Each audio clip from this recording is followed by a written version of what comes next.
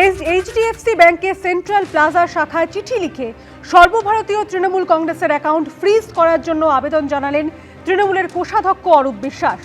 দলের অ্যাকাউন্টে সব লেনদেন বন্ধ করার আবেদন জানিয়েছেন তিনি।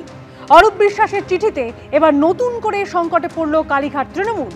অরূপ বিশ্বাস তৃণমূলের কোষাধ্যক্ষ হিসাবে ব্যাংকের কাছে আবেদন জানিয়েছেন।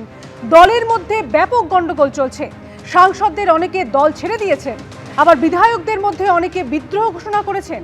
আর এই পরিস্থিতিতে দলের কর্তৃত্ব কার হাতে থাকবে তা নিয়ে বিবাদ চলছে। ফলে কে ব্যাংক অ্যাকাউন্ট পরিচালনা করবে তা নিয়েও অনিশ্চয়তা তৈরি হয়েছে। এমনকি অরূপ বিশ্বাস তার চিঠিতে দলের অফিসে তার সই করে রাখা ব্যাংক চেকগুলির অপব্যবহার হতে পারে বলেও আশঙ্কা প্রকাশ করেছেন।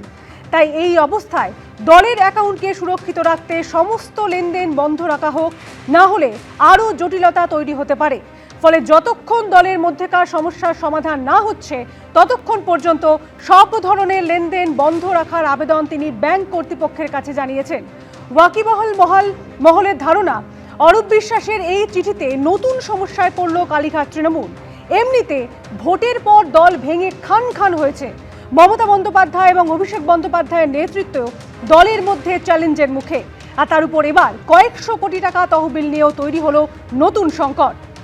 এইচডিএফসি ব্যাংকের সেন্ট্রাল প্লাজা শাখায় চিঠি লিখে সর্বভারতীয় তৃণমূল কংগ্রেসের অ্যাকাউন্ট ফ্রিজ করার আবেদন জানালেন তৃণমূলের কোষাধ্যক্ষ অরূপ বিশ্বাস। দলের অ্যাকাউন্টে সব লেনদেন বন্ধ করার আবেদন জানিয়েছেন তিনি।